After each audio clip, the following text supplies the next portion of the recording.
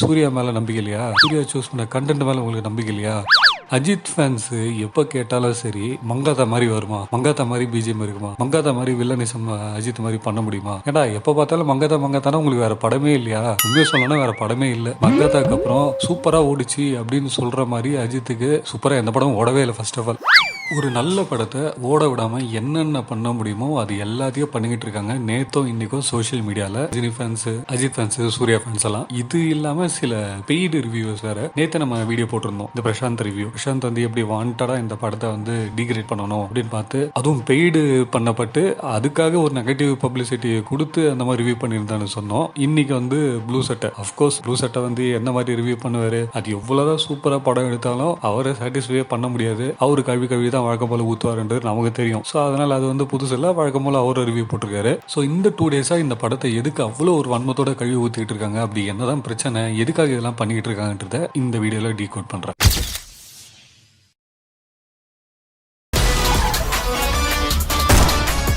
முதல்ல இந்த ரிவ்யூவர்ஸ்லேருந்து வந்துடும். இந்த பிரசாந்த் ரிவ்யூ, ப்ளூ சட்டை ரிவ்யூ. பிரசாந்த் ரிவ்யூக்கு வந்து நேத்தே நான் வந்து ஆன்சர் பண்ணிட்டேன். அந்த வீடியோட லிங்க் வந்து டிஸ்கிரிப்ஷன்ல இருக்கு. இப்போ ப்ளூ சட்டை ரிவ்யூ. அதுக்கு முன்னாடி இந்த படத்துக்கு எத்தனை பேர் நெகட்டிவ் ரிவ்யூ கொடுத்துருக்காங்க ரிவ்யூவர்ஸ் அப்படின்னு பார்த்தோம்னா, எனக்கு தெரிஞ்சு பிரசாந்த், ப்ளூ சட்டை, ஒரு யூடியூபர். அவர் வந்து பாத்தீங்கன்னா இதுதான் ஃபர்ஸ்ட் டைம் அவர் வந்து ஒரு படத்துக்கு ரிவ்யூவே பண்றாரு. இத்தனை நாள் அவர் வந்து பொலிட்டிக்கலா நிறைய விஷயம் பேசுவாரு, பொலிட்டிக்கலி இன்ஃபுளுன்ஸ் பர்சன்ஸை கூப்பிட்டு இன்டர்வியூ பண்ணுவாரு. அவரு இது தேவையில்லாம இந்த படத்தை ரிவ்யூ பண்ணணும் அப்படின்னு பார்த்தா அவர் வந்து ஒரு டிஎம்கே பர்சன். அவர் வந்து தெரியும்ல, நம்ம விஜய் வந்து கட்சி ஆரம்பிச்சிட்டாரு. ஸோ அதுக்காக ஏதாவது குறை சொல்லணும்னு வந்து ரிவ்யூ சொல்லி அதை வந்து இந்த படத்தை ரொம்ப மோசமா சொல்லி அவர் ஒரு பக்கம் ரிவ்யூ கொடுத்துருக்காரு. இதை தாண்டி பாத்தீங்கன்னா நெகட்டிவா வேற எந்த ரிவ்யூவர்ஸுமே சொல்லல. ஸோ எக்ஸப்ட் இவங்க 2 பேரு. இதை தாண்டி நேத்துல இருந்து பாத்தீங்கன்னா கோட் டிசாஸ்டர்ன்ற அந்த ஹேஷ்டேக் வந்து ட்ரெண்ட் ஆயிட்டு இருக்கு. இதை பண்ணிட்டு இருக்குது யாருன்னு உங்களுக்கு தெரியும். Of course Ajith fans, Rajini fans, Suriya fans, இவங்க எல்லாருக்கும் என்ன மோட்டிவ் தெரியுமா? இந்த படத்தை ஓட வைக்க கூடாது, பொலிட்டிக்கல் இன்ஃபுளுசஸுக்கு நம்ம விஜய் வந்து காலி பண்ணணும், விஜய் பேரை கெடுக்கணும், அதனால அவரோட கட்சிக்கு வந்து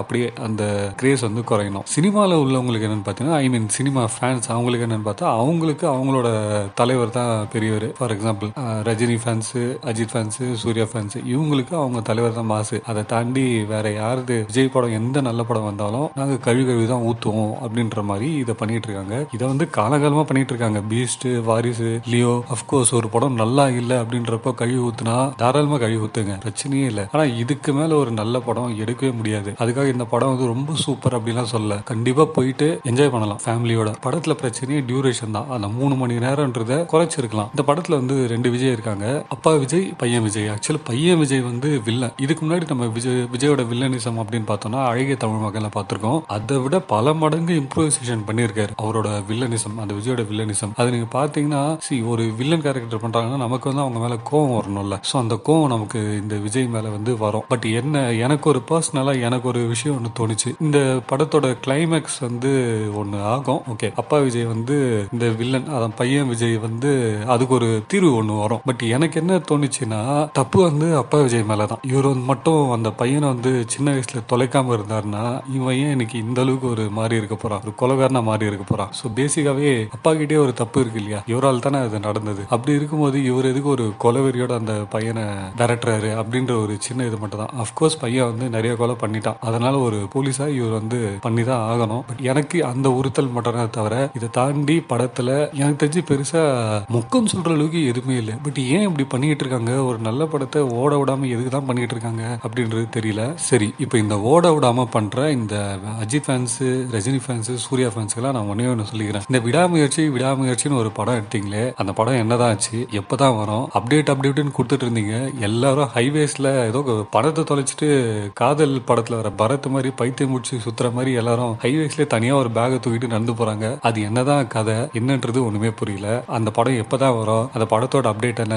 இது ஒரு பக்கம். கங்குவான்னு ஒரு படம் எடுத்தாங்க. அந்த படத்துக்கு டேட் அனௌன்ஸ் பண்ணிட்டாங்க, அக்டோபர் 10. அந்த படம் திடீர்னு பாத்தீங்கன்னா படத்தோட வேட்டையன் படம் ரிலீஸ் ஆகுதுன்னு சொன்னாங்க. சொன்னதுதான். இந்த கங்குவா படம் எப்போ வரும், இல்ல வருமா வராதான்னு கூட தெரியல. அவ்வளவு சூப்பரான படம் எடுத்திருந்தீங்கன்னா கூட இன்னொரு படம் வரதை பார்த்து எதுக்கு நீங்க பயப்படுறீங்க?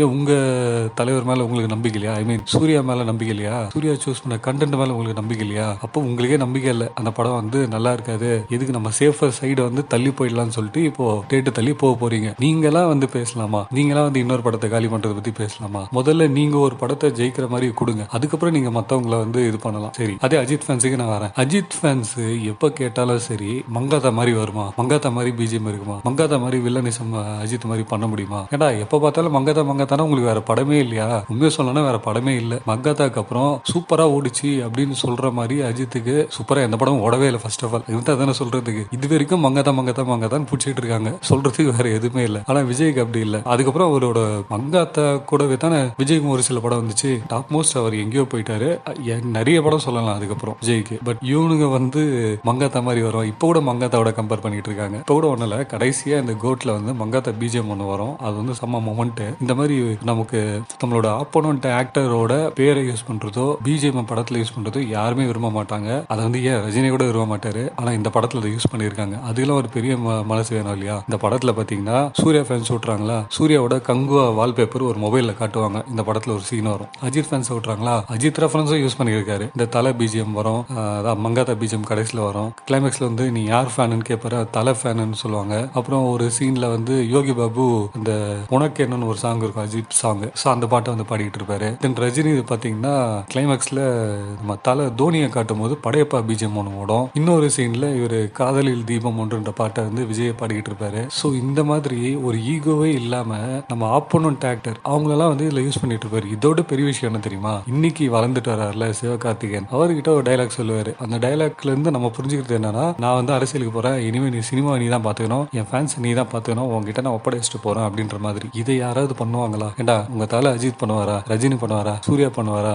ஆஹா. ரஜினி எல்லாம் பாத்துக்கிட்டீங்கன்னா நான் தான் சூப்பர் ஸ்டார், நான் தான் சூப்பர் ஸ்டார், நான் தான் சூப்பர் ஸ்டார்னு மனநலம் பாதிக்கப்பட்டவர் மாதிரி இன்னும் கூட புலம்பிக்கிட்டே இருக்காரு. அந்த இடத்த இன்னொருத்தருக்கு விட்டு தர மாட்டாரு. இதுதான் இவங்களோட வந்து மெச்சூர் லெவல்ன்றது. ஐ மீன் அந்த ஃபேன்ஸ், இந்த அஜித் ஃபேன்ஸ், ரஜினி ஃபேன்ஸ், சூர்யா ஃபேன்ஸோட மெச்சூரிட்டி இவ்வளவுதான். ஒருத்த வந்து நல்லது பண்றான், ஒருத்த வந்து பாரு நமக்காக எவ்வளவு விட்டு கொடுக்குறான், அவன் எப்படி ஒரு ஈகோவே இல்லாம பழகுறான் அப்படின்றத புரிஞ்சிக்காத மெச்சூர்லெஸ் ஃபேன்ஸ் தான் இந்த Ajith fans, Suriya fans, Rajini fans. இவங்களால பரப்பப்படுற அந்த ஹேஷ்டாக் தான் கோட் டிசாஸ்டர். சரி, இவ்வளவு பப்ளிசிட்டி பண்றீங்களே, இவ்வளவு நெகட்டிவிட்டி பண்றீங்களே, ஆனா இதை தாண்டி இந்த படம் லியோவோட கலெக்ஷன் பீட் பண்ணோம்டா. நீங்க வேணா பாருங்க. ஏன்னா லியோ வந்து ஃபுல் அண்ட் ஃபுல் ஆக்ஷன் படம். அதுக்கே அவ்வளவு ஃபேமிலி ஆடியன்ஸ் போனதுனால தான் அந்த 600 கோடின்றது டச் ஆச்சு. பட் இது கமர்ஷியலாவே ஒரு பெரிய சூப்பர் படம்.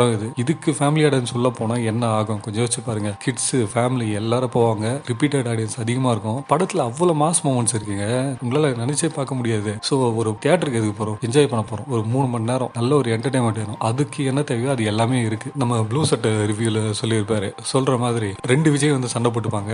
வில்லன் விஜய் அப்புறம் நல்ல விஜய். இவர் அடிக்கும் போது அவரை பார்த்து நம்ம பரிதாபப்படுறதா இல்ல அவர் மேல கோவப்படுறதா தெரியல. அந்த மாதிரி ஒரு படம் ஃபுல்லாவே ஒரு கன்ஃபியூஷன் பண்ணி வச்சிருக்காங்க. படத்தோட ஸ்டார்டிங்லேயே தெரிஞ்சிருச்சு இதோட கதை. அதாவது வில்லன் வந்து அந்த ஹீரோவோட குழந்தைய சின்ன வயசுல இருந்து கடத்திட்டு போய் பெருவினா வளர்த்து அவருக்கு எதிராக திருப்பி விடணுன்ற வேலையை பார்ப்பாரு. அப்பயே தெரிஞ்சிச்சு இந்த படம் என்ன லட்சணத்துல இருக்கும்ட்டு. நீங்க சொல்றது கரெக்ட் தான், அப்பயே வந்து தெரிஞ்சிடும் என்ன கதைன்ட்டு. பட் அது இவர் எப்படி ஸ்கிரீன் பிளே பண்ணிருக்காருன்றதான் மேட்டர். அதை எப்படி பண்ணிருக்காரு உங்களால என்ஜாய் பண்ண முடிஞ்சதுல. ப்ளூ சட்டையை பொறுத்த வரைக்கும் நீங்க கோடி ரூபாய் கொடுத்தா கூட அவர் வந்து திருப்தியே பண்ண முடியாது. அவரை பொறுத்த வரைக்கும் மலையாள சினிமா மட்டும் தான் நல்ல படம், குட்டி குட்டி படம் எல்லாம் நல்ல படம். இந்த விஜய் படம், அஜித் படம், ரஜினி படம் வந்தா அவருக்கெல்லாம் அல்வா சாப்பிட்ற மாதிரி அவ்வளவு நெகட்டிவிட்டி ஸ்ப்ரெட் பண்ணுவாரு. அதை வந்து அந்த ஆப்போசிட் ஃபேன்ஸ் அதிகமா ஷேர் பண்ணுவாங்க. அதனால அவர் நல்லா ஏர்ன் பண்ணுவாரு. ஸோ இங்க வந்து எல்லாருக்கும் காசு தான் மேட்ரு. ரிவ்யூவர்ஸை பொறுத்த வரைக்கும் காசு முக்கியம், நெகட்டிவிட்டி ஸ்ப்ரெட் பண்றாங்க. அதர் ஃபேன்ஸை பொறுத்த வரைக்கும் இந்த படத்தை எப்படியாவது ஃபிளாப் ஆக்கி கீழே தள்ளணும், அதுக்கான வேலையை தீயா பார்த்துட்டு இருக்காங்க. பட் ஆடியன்ஸ் என்னன்னா அவங்களுக்கு விஜய் படத்தை பார்த்தே ஆகணுன்ற